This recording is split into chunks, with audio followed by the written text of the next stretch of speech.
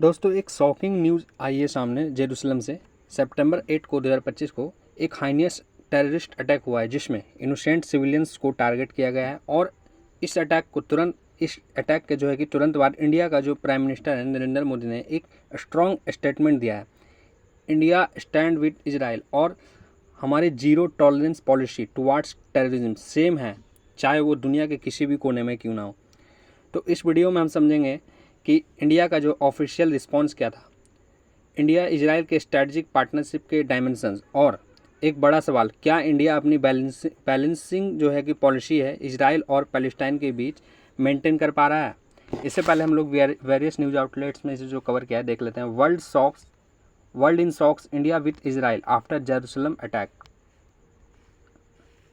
Horrific terror attack on our capital, Israel on Jerusalem shooting, heinous terror attack, PM Modi condemned Jerusalem change that killed, PM Modi condemned Jerusalem attack। सबसे पहले बात करते हैं कि India का जो official response क्या था। अटैक के तुरंत ही बाद पीएम मोदी ने एक्स यानी जो पहले ट्विटर था पर पोस्ट किया कि strongly condemned the heinous terrorist attack on innocent civilian in Jerusalem.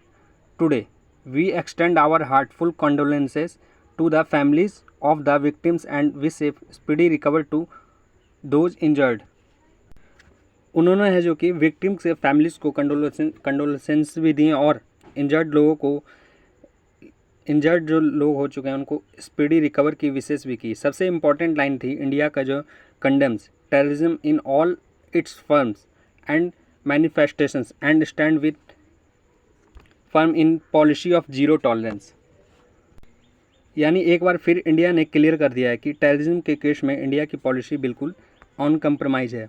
अब चलिए ब्रॉडर कॉन्टेक्स्ट में देखते हैं कि इंडिया और इजराइल के टाइज काफ़ी स्ट्रॉन्ग होते जा रहे हैं। ये सिर्फ एक डिप्लोमेटिक रिलेशंस ही नहीं है बल्कि स्ट्रेटजिक पार्टनरशिप भी है। सबसे पहले देखते हैं डिफेंस कॉपरेशन। इंडिया से इजराइल को एडवांस डिफेंस मिलिट्री टेक्नोलॉजी मिलती है। Barak 8 missiles, unmanned aerial vehicle surveillance system, ये सब इंडिया के डिफेंस मॉडर्नाइजेशन का एक हिस्सा बन चुका है। दूसरा है जो कि ट्रेड और technology, agriculture, water management, startups, cyber security, इन सब फील्ड्स में इजराइल एक ग्लोबल लीडर है और इंडिया एक्टिवली कोलैबोरेट करता आ रहा है। तीसरा है जो कि रिसेंट डेवलपमेंट में आप लोगों ने देखा होगा कि अटैक के कुछ दिन पहले ही न्यू दिल्ली ने और इजराइल के बीच एक बायलैटरल इन्वेस्टमेंट एग्रीमेंट हुआ था।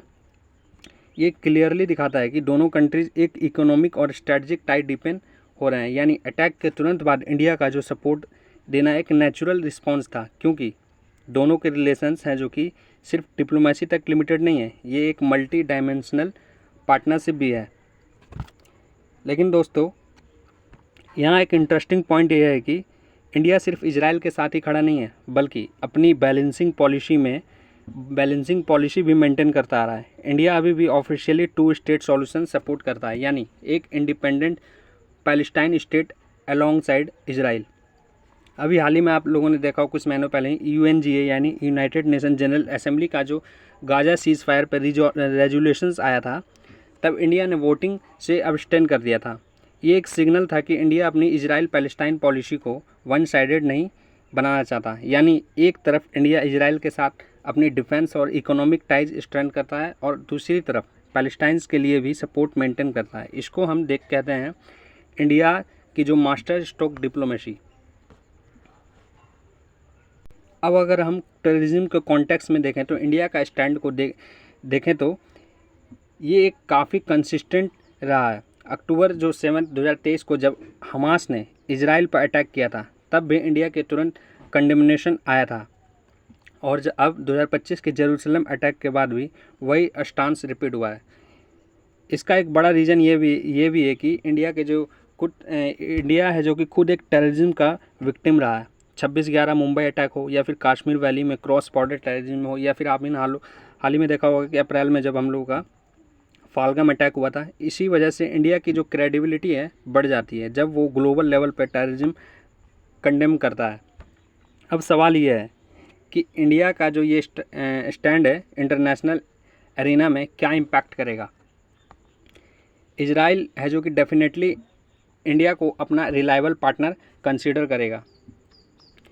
वेस्ट एशिया में इंडिया अपनी इमेज एक रिस्पॉन्सिबल बैलेंसर के रूप में प्रोजेक्ट कर रहा है, जो इजराइल के साथ भी है और पैलेस्टाइन के राइट को भी स्टैंडर्ड को भी एक्नॉलेज करता है। और सबसे बड़ी बात यह है कि इंडिया अपने जीरो टॉलरेंस टुवार्ड्स टेररिज्म के प्रिंसिपल्स को एक ग्लोबल नैरेटिव बनाने की कोशिश कर रहा है।